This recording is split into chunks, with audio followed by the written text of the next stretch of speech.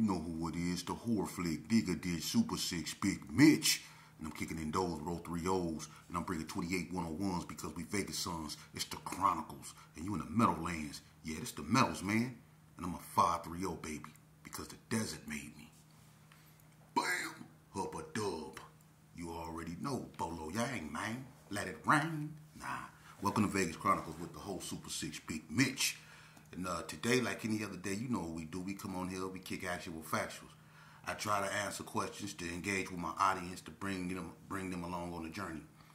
Shout out to the Pueblos and the Dogtowns, man. Hopefully, I can bring y'all on here. Y'all can get that situated, man. It ain't nothing but history, man. And but to this, I'll say, Spade. It's a lot of people coming out, man, and they're not feeling, what you said. And this platform isn't about, who's wrong or who's right. It's about history. Now, what I say, is, we go bring you on here if you want to come on here. And if they want to come on here, y'all can say y'all truth. But, one thing about it, I have nothing, to say one way or another. I don't have a dog in that fight because like I say, I'm a little bit before that. So, it's all love with me, so it ain't about starting nothing and all that weird stuff, man. I'm too old for that. And banging is played out to me. So I'm trying to, chronicleize, our history in an appropriate way so people don't come from somewhere else and try to do it and put their own twist to it. I'm a real Vegas boy, born and raised, But one thing I will say is this here, when it comes to the Pueblos and Dogtown, I don't know if y'all know Drama. I think Drama from over there. And I'm going to say something about Drama, man.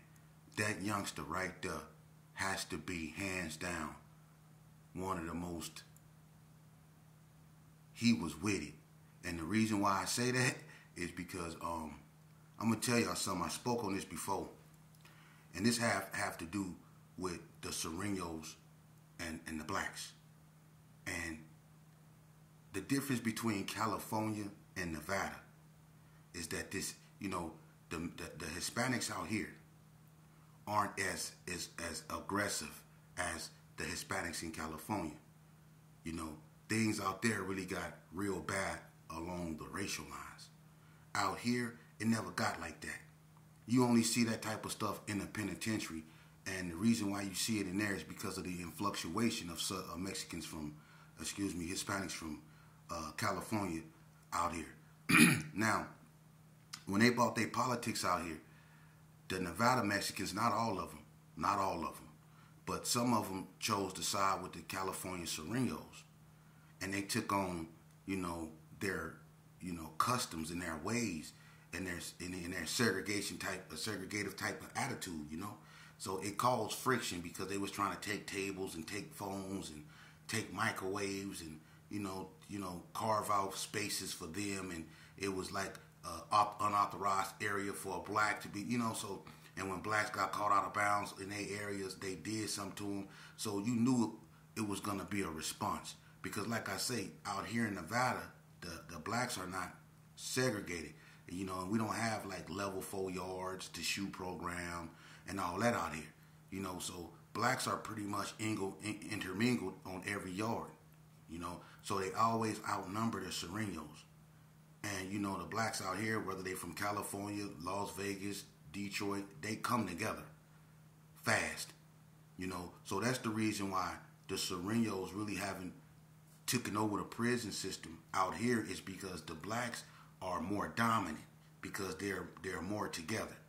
You get it? You get what I'm saying? Now, in this situation that happened in 2004, it was a Hispanic by the name of Neto.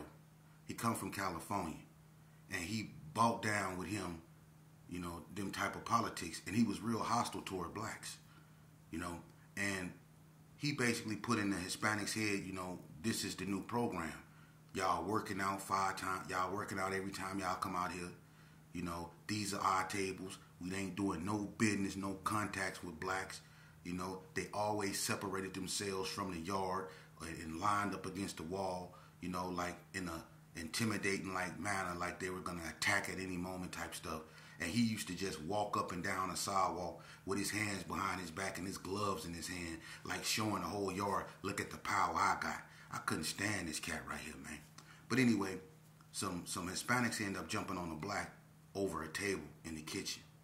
They were in level 3. Level 3 is not like level 4 yards and stuff like that. Level 3 is a system that you have to go through. Like when you come to prison and you go through the fish tank, when you get out the fish tank and you go to classification and all that, they classify you to either that yard or another yard. You go to level 3, which is like a lockdown unit.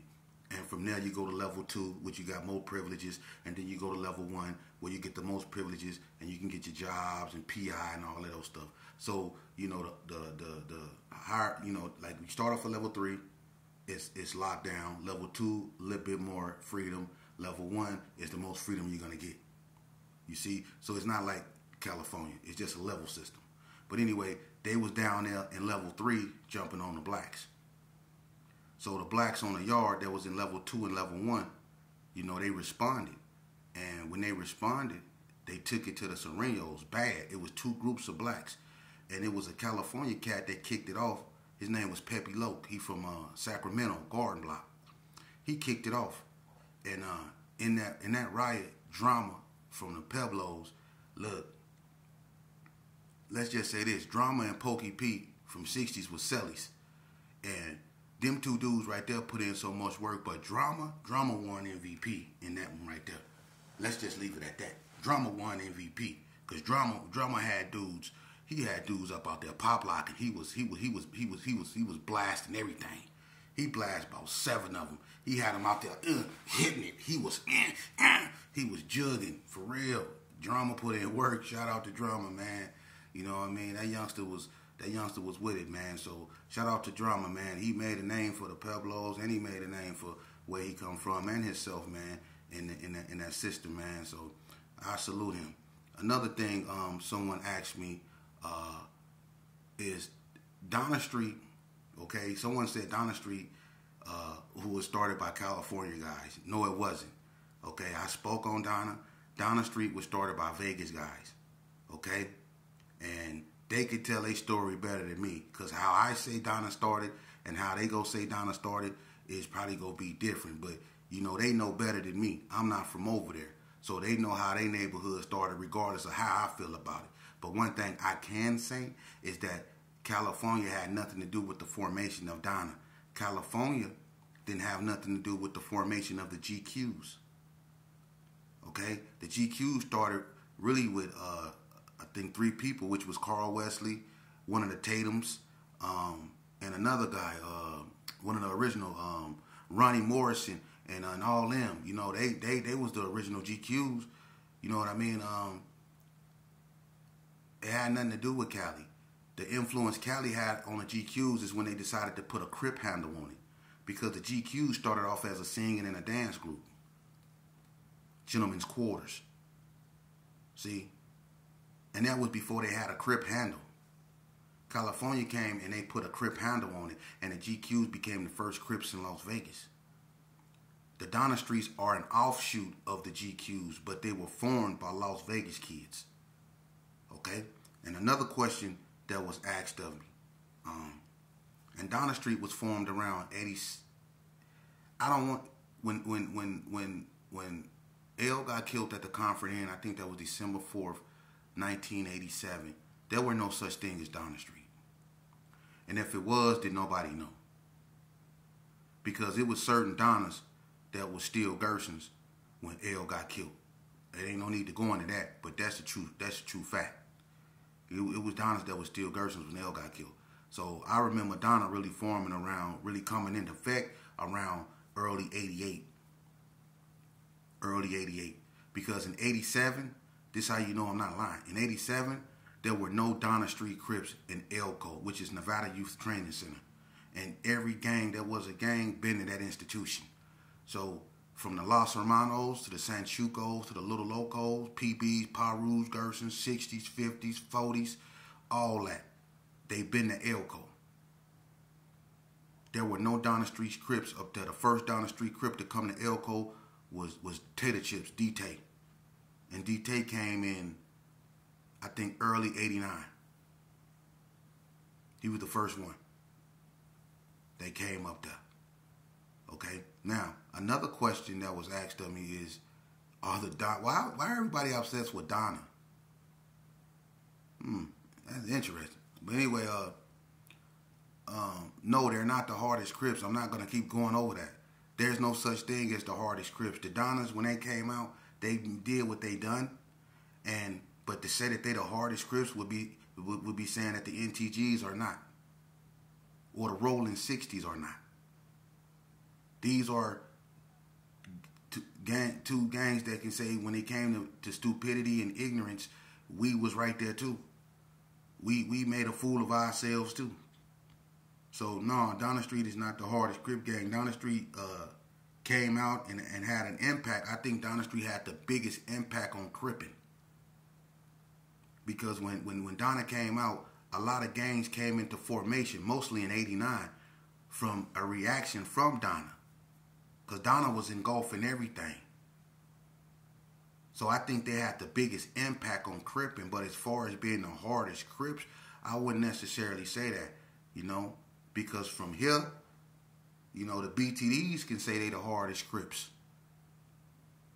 Or from here, you know, the War Babies can say, well, you know, we was the hardest Crip's. Or the Playboy, or the State Playboy Gangsta Crip's can say, hey, we was the hardest from here. You know? The Sidney Sue GQs can say, we was the hardest from here. So to say Donna was the hardest, if you talking about with this right here, that don't make you hard. That don't make you hard. When you can do it from here, that's what made you hard. This is where it really counts from here. Anybody can do this, but when you can do it from here and live with that loss, if you lose, that's real man stuff. This right here made you hard. That's why the people that came before us was the best of us. We took what they started and we turned it into something they didn't want nothing to do with it. Because the most real OGs can't stand the newer generations because they deviated from what the OGs taught us to do, which was use your hands. You know? And when the Gershons and the Pirus used to fight back in the early 80s and all of those stuff, you know, they used to line it up. The Gershons would come in their hood, in the Piru hood, vice versa. You know, people would come on they'd come in each other's neighborhood and they'd get down. It wasn't no gunplay, none of that. It was all fisticuffs. When the GQs and it got down with the Gershons and the Pirus at Lorenzi Park, when the Pirus and the Gershons, a lot of people don't remember that when the Pirus and the Gershons came together at Lorenzi Park and fought them GQs. That was all fisticuffs. That Lorenzi Park was full of people. And they were scrapping. No pistols, no nothing. When they had that fight at Wonderworld. From here, that's where it count. This don't make you hard. So to say that, you know, Donna was hard because they did a lot of this, nah. That don't make, that's where everything went bad. You know? That's where everything went bad, nah. Because White Street can say that they the hardest when it come to this. See? So no, that's inaccurate, man. That's inaccurate. You know, there's no such thing as being, I'm gonna be honest with you. Yeah, it is. The hardest gang out here with this right here, can I be honest with you? The police.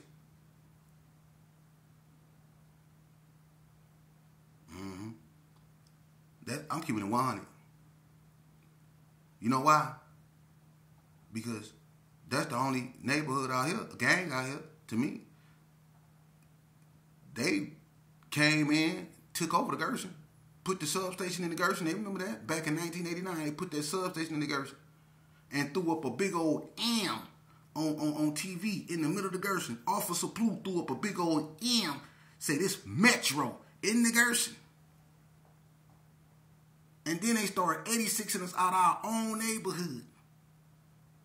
They had us hanging out on 40 block. We over there looking at the 40 boys like this, sitting on the cop, because we can't go in the Gershon. We over there on the side of the street looking at each other. We over there in the Brownies, or in Cary Arms, or in the trailer courts in Vegas Heights. We everywhere but in the Gershon. Ain't nothing in the Gerson but the police. And then they painted one of the Gerson buildings black and white and put a big old Metro star on the building. I ain't gonna lie though. I used to put their cars on plaque. I did that. That's the least I can do. They took the basketball rims down. Man, they had man, listen, the roaches moved out the Gerson. They got everybody left. It was just spray paint, boarded up houses, and broken glass everywhere. And Metro. And look, they were so disrespectful. They'll walk in your house. You can't even, look, we be smoking, and they walked in the house on BG and Freak Dog one day and caught them just smoking. That's how they was doing. Just walking up in people's houses. You know? You couldn't do nothing over there, man. So, yeah, when it come to that hardest gang, man, shit, y'all know who the hardest gang is. Come on, man. Excuse my French. You know, but, and another thing, man,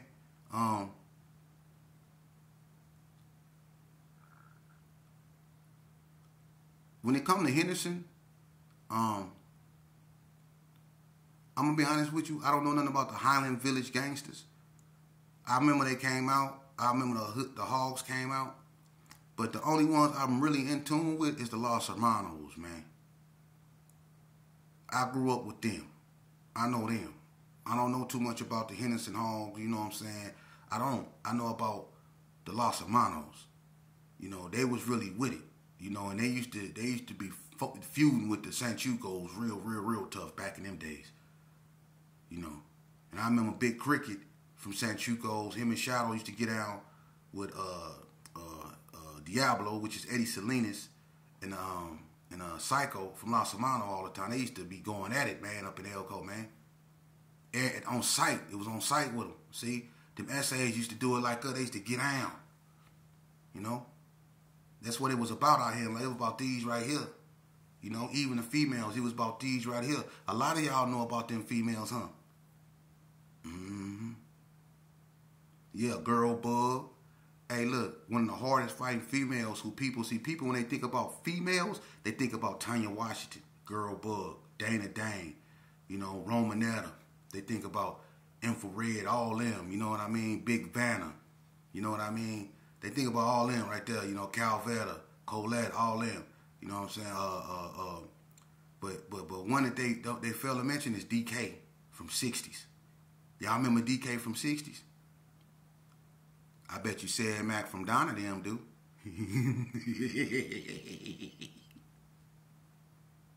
Hey. Y'all remember that incident at Rancho when them Donna Streets jumped that female, the 6'0" female, and she went and got the big 60s. Remember that? I think that was Sad Mac then. Remember y'all jumped DK at Rancho? And she went and got big leg, stick, all of them. And they came up there and they had y'all on the news. They beat the bride.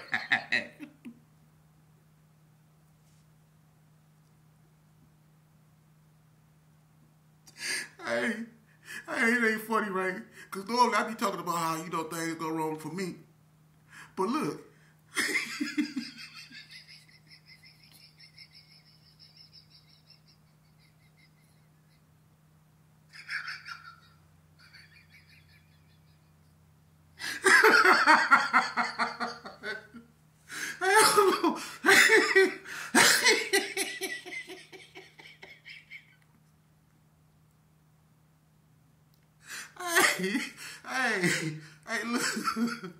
Look, they had them cats. Look, it ain't funny, right?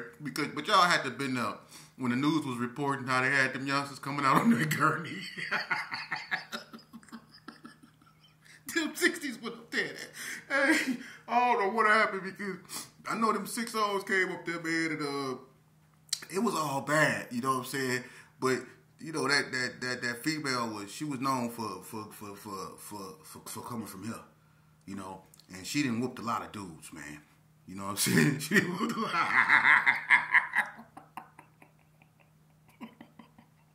She done whooped a lot of dudes, man. It ain't funny, man, but DK, man, DK was hard. DK was hard, and her brother name was John Boy. You know, he strength up in the hoop scout, but DK was hard, man. Y'all gotta get it up for DK, man. You know, but Vegas, man, was unique in it that it had its own swagger, its own everything. You know, we had our own culture and the way we did things. You know, and whether we was influenced by Run DMC, Eazy-E, the Beastie Boys, or whatever. You know, it could have been whatever we was listening to. You know, it was about Vegas. You know, Vegas was about sprees. You know, everybody was on sprees, mini trucks. Everybody remember the mini trucks? You know what I mean? The CCGs. You know, they had the cleanest bikes. You know what I mean? The CCGs and the people that became like the hard time hustlers. See, in California, they brag about how Monster Cody used to ride the bike real good and was the coldest bike rider on the west side out there in California. Well, out here in Las Vegas, I'm going to tell you one of the coldest bike riders, right, that people don't even know about, man. And this dude then took pictures standing on his bike. I mean, standing on the handlebars with his hands crossed in the air. He was standing on a bike. He took a picture like that. He was standing on it. And that's Freight Train come from Hard Time Hustler. Coldest bike rider. Freight Train. See, I'm a real Vegas boy. See, you can say I'm not from Northtown, but I'm a Zodi's baby. I'm a Kmart kid, but I'm a Zodi's baby too. Paddle wheel. You know what I mean? That's what I'm about, man. I'm a Vegas boy. So when it comes to Las Vegas, man, you know, I'm gonna give you real history, man. But it ain't to glorify nothing that went on out here, man. Cause what went on out here, man, it's a sad story. It is.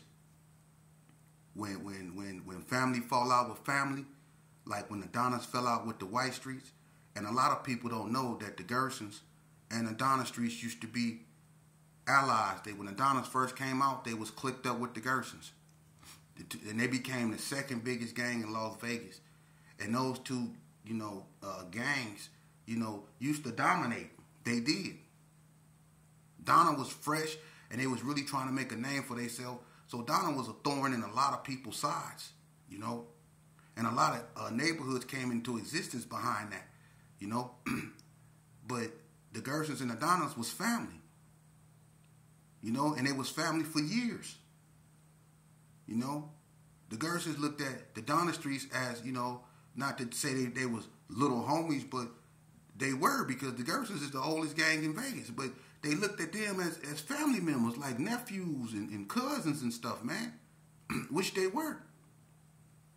And the Donnas love the Gersons. But when you got two big gangs like that, and the Donnas, they had egos. They didn't think nothing was harder than them, and the Gersons felt the same way. And when you got two neighborhoods big like that, and you put alcohol and drugs and animosity in that stuff, it's a recipe for disaster, man. And that's what happened. Egos, alcohol, drugs caused them to fall out. And you know how I know? Because I'm the reason over it. I'm the reason that the truce was broken and things went left. Why you think I'm sitting here giving y'all real history about myself, about my losses, everything, man? Because I'm obligated. When I grew up and I allowed mental maturity to have its place, I realized something, man. That when I used to look in the mirror, you know what I seen? I seen an NTG. When I looked in the mirror, I seen a rolling 60. When I looked in the mirror, I seen a blood. When I looked in the mirror, I seen, whatever I hated the most. I seen it. I was my own worst enemy. Everything I hated, I seen it in the mirror. It was me. And that's what you're going to find out when you get older. That it's not the dudes across the street that's your enemy, or them dudes that's in that other neighborhood. They are you. They are you. You're going to realize if you play this game, if you gangbang, you're going to realize if God allows you to be here, you're going to realize that you are your own worst enemy because it's you that put yourself in these situations. It was you that decided to make those decisions that led to your life being that way. It was you. We have to hold ourselves accountable for the things that we do. And when we decide to join gangs, we have to understand the consequences that come along with that are because of the choices we made, not society, not a broken home. You gonna realize you're your own worst enemy, man. Yeah. And I just hope it ain't too late. And you sitting up there at the stove asking for $2, trying to get you a tall can. Because that's what mostly happened to, the lucky bangers. Sometimes gotta step in and he'll, give them a little salvation, bring them up into the church house, introduce them into common sense. He'll do that sometimes. But sometimes he'll let you find out all on your own, and then you be up there wondering where it went wrong. You went from being someone who was once feed in these streets, who thought they was all this and that. You had your Cadillac back in the days and your Jerry curls and your little cheap jewelry and stuff like that. And you thought you was all that. You was around your homeboys who turned out to be nothing. Everything you once had is all gone. People tired of hearing you, your lies, and all that. Then you find out that no one was really, your homeboy like that. You found out that no one really was your friend like that. See? You end up all alone by yourself because you done burnt all your bridges. Now you stuck up there at the store asking people for $2, sitting there on the curb with no teeth, wondering where everybody went. That's what happened. And then you fade off into obscurity. That's what happened to gangbangers.